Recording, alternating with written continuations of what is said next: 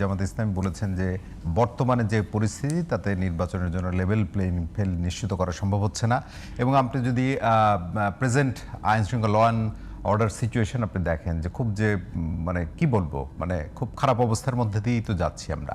এবং আপনি দেখলেন যে দুইটি পত্রিকা অফিসে যে ধরনের আক্রমণ হলো, একটি সাংস্কৃতিক প্রতিষ্ঠানে আক্রমণ হলো, তারপরে পুলিশের বক্তব্য আপনি শুনেছেন, এক ধরনের অসহায়ত্ব আপনার মনে হয়েছে কিনা, এবং সবকিছু মিলে তাহলে নির্বাচনটা কিরকম হবে 12 ফেব্রুয়ারি যদি নির্বাচন হয়? ধরেন যে লেভেল প্লেইং ফিল্ডের বিষয়টা এখনই সামনে আসছে না। এই প্রশ্নটা তো বিএনপির পক্ষ থেকেও করা হতে পারতো যে আইন শৃঙ্খলা পরিস্থিতিটা অনুকূলে নয়। বিএনপি এই কথা বলে বিএনপিও তো নির্বাচন থেকে সরে যাওয়ার কথা বলতো।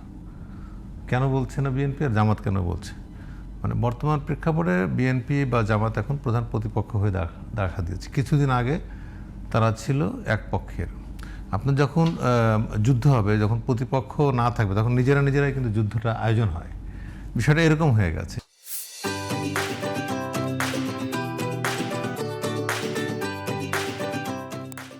ফলে এখন এই যুদ্ধের মাঠে দেখা যাচ্ছে যে, আমি যদি বলি ভোটের মাঠে, এই লড়াই দেখা যাচ্ছে যে জামাত তাদের হিসেব করে বুঝাচ্ছে যে এখানে তাদের ক্ষমতায় যাওয়ার এই সময় সুযোগ নেই। তারা হয়তো এবারই প্রত্যাশা করেছিল যে ক্ষমতায় যাবে।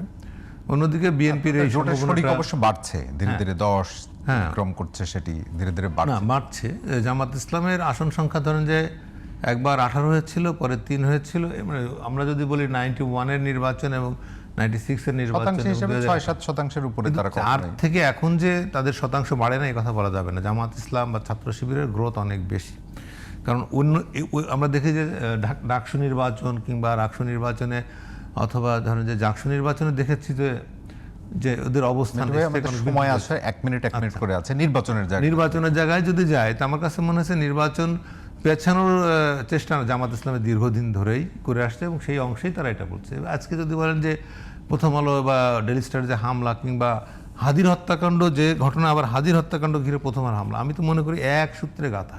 সেটা নির্বাচনকে পিছিয়ে দেয় যে দাবিটাই জামাত ইসলাম করতেছে। সে কারণেই সন্দেহটা তৈরি হয় যে কেনই আইন শৃঙ্খলা পরিস্থিতি অবনতি ঘটানো হচ্ছে। আমি কি বুঝাতে পারছি আপনার কথাটা? সুতরাং নির্বাচন পেছাবে এই কারণে যে জামাত ইসলাম কিন্তু এখন এক ধরনের ক্ষমতার স্টেক, বড় স্টেক। ইউনূস সরকারের সঙ্গে যে বিভিন্ন প্রশাসনের পরতে যেসব নির্বাচন নিয়ে এখনো আপনার মনে ফলে তারা আর যদি নির্বাচন হয়ে যায়, তাহলে জামাত ইসলামের যে বর্তমান যে সামান্য অংশগ্রহণটা আছে সরকারের সঙ্গে, সেটাও আর থাকার সুযোগ থাকবে না। যে কারণে জামাত ইসলাম নিজেই নির্বাচনটা চায় কিনা সন্দেহ তৈরি হয়েছে, যে কারণে তারা নির্বাচন পেছনের একটা ধোঁয়া শেষ করতে চাই। মনিরা শারমিন, আপনি যে লড়াইটা এখনো জারি রেখেছেন, আপনি বলছিলেন যে এখনো আপনি এনসিপির প্রতিনিধি হিসাবে কথা বলছেন, মানে এই লড়াই আপনি সফল হন, আমরা হয়তো প্রত্যাশা করি। নির্বাচনটা কেমন হবে বা নির্বাচনটা নিয়ে কোনো সংশয় আছে কিনা আপনাদের? না, দেখেন এইখানে আসলে আমি যদি বলি তরুণ রাজনীতিবিদদের মধ্যে এই হাদির হত্যাকাণ্ডের পরে এই সংশয়টা কিন্তু তৈরি হয়েছে যে আমি যখন মাঠে নামবো আমার নিরাপত্তা কে দেবে, এবং এটিও কিন্তু একটি কারণ, এই জোটের যে খেলা এটির কিন্তু একটি কারণ, এবং বড় দল হিসেবে কিন্তু তারা এই সুযোগটি নিয়েছে এবং এই ভয়টা কিন্তু তাদের পক্ষ থেকে অনেক সময় দিয়েছে যে এরকম ঘটনা ঘটলো, তোমাদের নিরাপত্তা কি। সুতরাং এই জায়গা থেকে আমি বলবো অবশ্যই যে সরকারের অনেক প্রোঅ্যাক্টিভ ভূমিকা পালন করা প্রয়োজন, কিন্তু যেই ধরনের আসলে বালখিল্য আচরণ আমরা ইসির পক্ষ থেকে শুনেছি যে এই ধরনের নির্বাচনের সময় এই ধরনের ঘটনা তো ঘটেই, বিচ্ছিন্ন ঘটনা, এবং এরকম 2-1 তো মারা যায়। এই বিষয়গুলো কিন্তু আসলে আমাদের জন্য একটা বড় শঙ্কা। কিন্তু নির্বাচন কিন্তু হতে হবে, নির্বাচন পেছানো কোনোভাবেই সম্ভব না। আর নির্বাচন পিছালে আমরা তো জানি আমাদের তো আসলে নিজেদের মধ্যে অনেক বিভাজন তৈরি হয়েছে, কিন্তু আমাদের যে কমন একটা শত্রু ছিল যারা আসলে দিল্লি থেকে এখনো সেই তাদের প্রচেষ্টা এবং আমাদের বিভাজন দেখে যারা সবচেয়ে বেশি উচ্চকিত এবং খুশি, সেই তাদের আমরা আসলে খুশি হতে না দিই।